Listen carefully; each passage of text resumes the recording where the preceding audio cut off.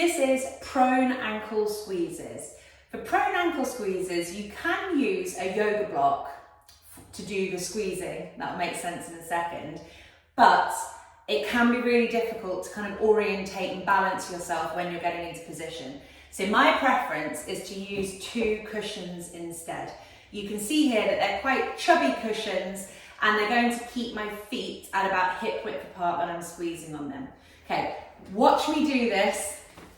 And I admit this is quite a difficult one to get yourself into. So we're putting the cushions in between both of our feet like this, and then we're going to roll onto our fronts.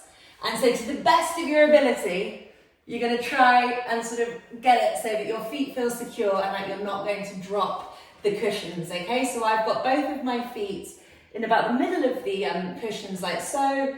My arms are folded and my head is on my hands. We are going to ask ourselves the question of, am I in any lower back tension here? So I've got my knees at like 90 degrees, and for lots of you, you might be able to do this, but you might be doing this whilst lifting your hips up off the floor and flaring your rib cage, which means that your lower back is going to feel a bit tight. So I want you to prioritise having the fronts of your hips on the floor, which is going to ask your glutes and hamstrings to wake up a little bit. And I also want you to kind of physically untuck your rib cage so that you're not flaring the rib cage like that, because that's going to compress your lower back. So untuck your ribs, push the hips down onto the floor, and you might then notice that you have to take your legs a little bit lower. That is absolutely fine. You are getting more functional hip extension if you do this versus having your knees really bent, hips lift up off the floor, anterior pelvic tilt, and then rib cage flare. That's a recipe for lower back pain rather than hip extension, glute function, hamstring function. So for the purpose of teaching you guys good habits, I'm untucking my rib cage, pushing my hips down onto the floor, and I'm going to take my feet a little bit lower because that's going to enable me to get more response from the right muscles rather than teaching compensation. I'm flexing my feet back towards the ground. So my knees are staying bent. I'm not moving my feet further towards the ground unless you need to in order to kind of keep your hips and your rib cage in position. But I'm dorsiflexing my feet, and the inside edge of both of my feet is touching the cushions. So I'm not just digging in with my heels and my toes are kind of coming away. The big toe joint, inside edge of my feet and heels are all touching the cushion.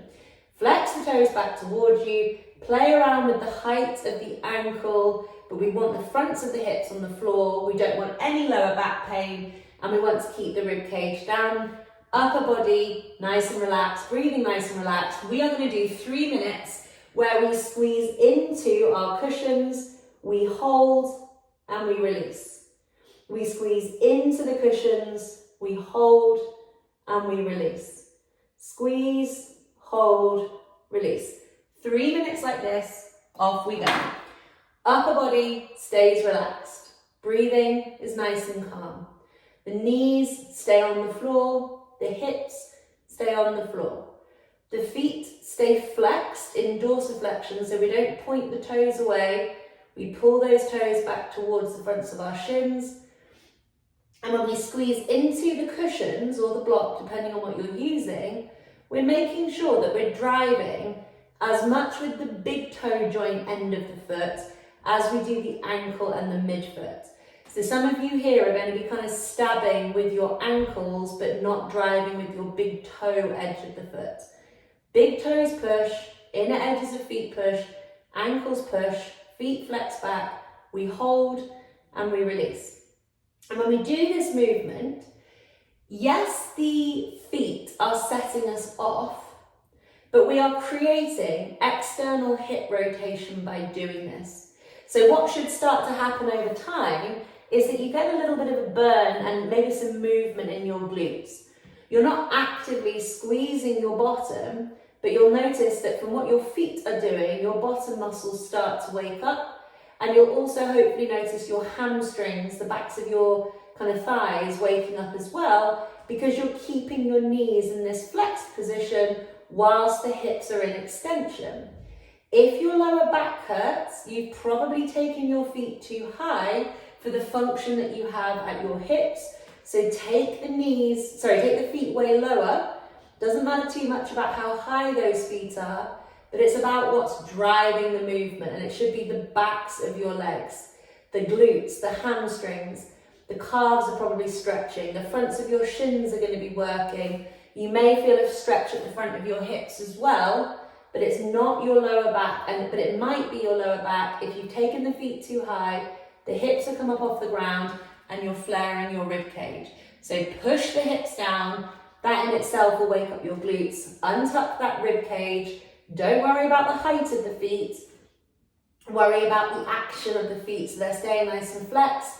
Driving through the big toes, the inner edges of the feet, the ankles, hold, release. Squeeze, hold, release. Squeeze, hold, release. I find this one very tiring. We've got just over 20 seconds left. We're working especially our deep 6 external rotators, so the muscles below your glutes, things like the piriformis, the gemellus, but also your kind of juicy glutes will be working as well. Hamstrings will be working, your shins should be working. There should be all sorts of stuff going on. Make sure that the big toe joints push as hard as the ankles and the inside edges of your feet do. And that is 3 minutes of prone ankle squeezes. I hope you enjoyed.